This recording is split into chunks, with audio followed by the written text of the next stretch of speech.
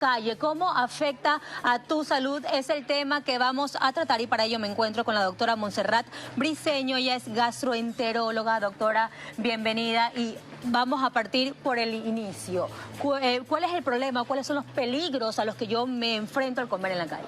Hola Dora, buenas tardes, muchas gracias por la invitación. Bueno, te cuento que los peligros son que podamos adquirir alguna enfermedad gastrointestinal que puede ser causado tanto por virus, bacterias o parásitos.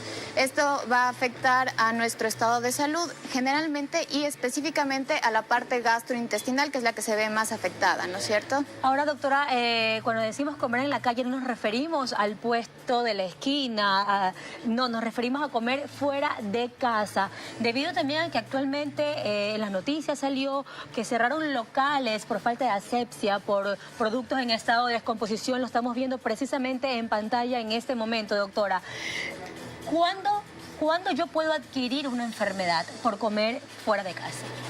Pues generalmente por la mala manipulación de los alimentos, por un proceso inadecuado, antes de que sean cocinados, durante la cocción y hasta el momento en el que la persona va a ingerir estos alimentos, puede ocurrir alguna contaminación de los alimentos y esto va a producir enfermedades gastrointestinales, ¿sí? A eso podemos sumarle, doctora, también el clima, ¿no? Porque hay muchos productos o carnes que se pueden descomponer, ¿verdad? A esto se llama la cadena de frío que se debe mantener.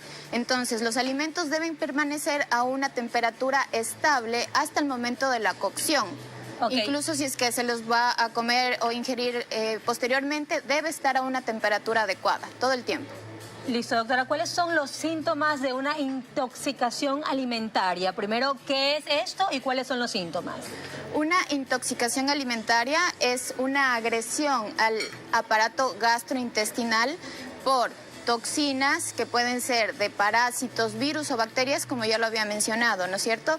Entonces, esto va a hacer que las toxinas actúen con las defensas de nuestro microorganismo, okay, ¿sí? Y cause una alteración como en respuesta, en defensa a estas agresiones. Vemos en pantalla en este momento los síntomas precisamente del concepto que usted está dando en este momento de la intoxicación alimentaria, que serían diarrea, vómitos, malestar estomacal y náuseas. Sí, generalmente estos son los síntomas más comunes que se van a presentar.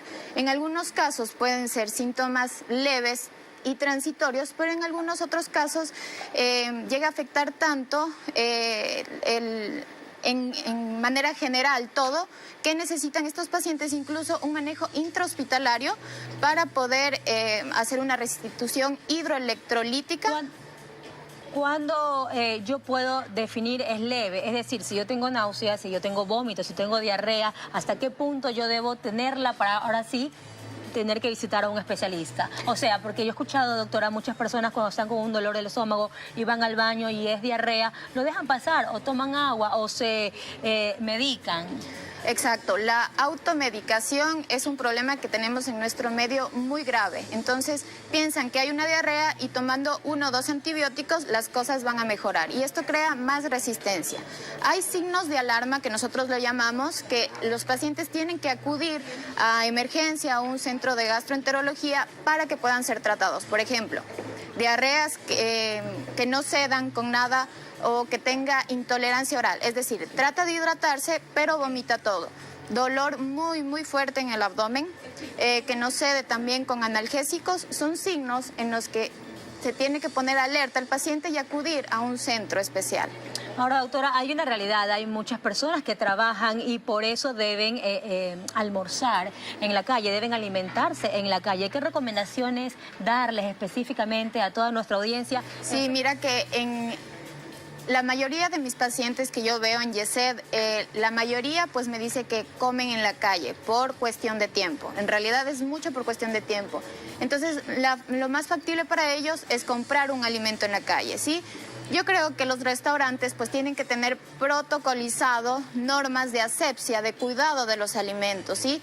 Lavarse las manos antes de cocinar, lavar adecuadamente los alimentos, pero también creo que responsabilidad tenemos nosotros. porque de nada sirve que los alimentos estén preparados de manera correcta y nosotros vayamos a comer sin lavarnos las manos. Hay que recordar normas básicas: lavarse las manos antes de comer, lavarse las manos antes y después de ir al baño, y con esto pues evitar que se produzca este tipo de infecciones, de enfermedades, ¿sí? Como usted menciona, también es un trabajo de ambos, no tanto de los dueños de los negocios como de nosotros los que vamos a consumir. Por favor, la producción, que me ponga en ese momento la claqueta de las enfermedades que se pueden adquirir precisamente por comer en la calle, doctora. Y vemos en pantalla tifoidea, salmonelosis, gastroenteritis, hepatitis A, amebiasis, cólera, gastritis y cisticercosis. Sí, mira, quiero comentarte algo. Gastritis es causado en el 80% de los casos por una bacteria que se llama Helicobacter pylori, que si bien el 90% de la población la tiene, no significa que tenga que normalizarse esto, ¿sí? Esta bacteria, por ejemplo, a nuestro centro, a YESED, han llegado pacientes con sangrado digestivo. Se realiza la endoscopía, se ve una úlcera y esto es secundario a esta bacteria. Es una bacteria que causa gastritis, que daña el estómago, daña la mucosa y puede causar úlceras que incluso pueden llegar a un sangrado que necesita hospitalización, reposición de hemoconcentrados de sangre, que se le restablezca toda la parte circulatoria y se le compense por esta parte, ¿sí? Ok, esta bacteria de la que usted hace mención se la puede adquirir entonces alimentándote de una forma mal, o sea, con algún alimento que esté intoxicado también. Sí, es una bacteria que se transmite. Estas bacterias y estos parásitos que hemos conversado son de transmisión fecal oral, así se denomina. Okay. Entonces es por la mala manipulación de los alimentos o por también la mala manipulación de nosotros al momento de ingerirlos. De todas las enfermedades que vemos, doctora, que pusimos en pantalla hace un momento, que si la pueden poner de nuevo, por favor, de todas estas enfermedades, ¿cuál es la más grave, doctora, la que debe ser atendido inmediatamente un paciente? Ahí la estamos viendo, esta tifoidea, salmonelosis. Le digo porque, bueno, a inicios de año mi esposo tuvo tifoidea y fue una enfermedad que lo tumbó.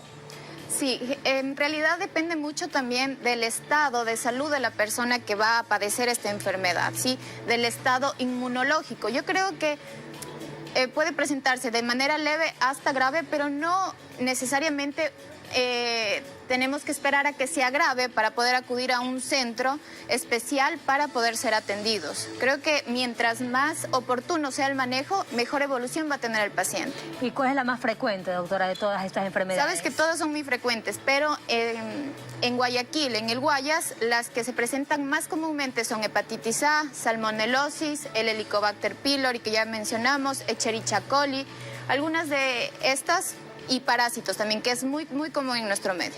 ¿Qué pasa cuando no se trata adecuadamente una intoxicación alimentaria? Puede haber complicaciones muy graves. Los pacientes pueden llegar a una deshidratación severa que, como mencioné, necesitan un manejo intrahospitalario para hacer una reposición hidroelectrolítica de manera intravenosa. O sea, necesitan medicación por la vena y necesitan hidratarse adecuadamente por la vena, ¿sí?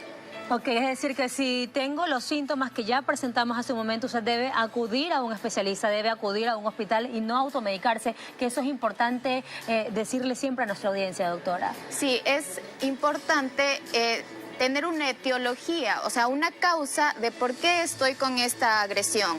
Porque tomar medicamento automedicándonos nosotros no es la manera adecuada. Creamos más resistencia, no se va a tratar de una manera adecuada, no vamos a llegar al origen de esta enfermedad. Entonces, esa es la recomendación, que acudan a los centros médicos especializados, a YESED. Pueden encontrarnos en nuestra plataforma digital, @YESED. Gracias, doctora. Definitivamente enfatizar siempre en que es una responsabilidad compartida.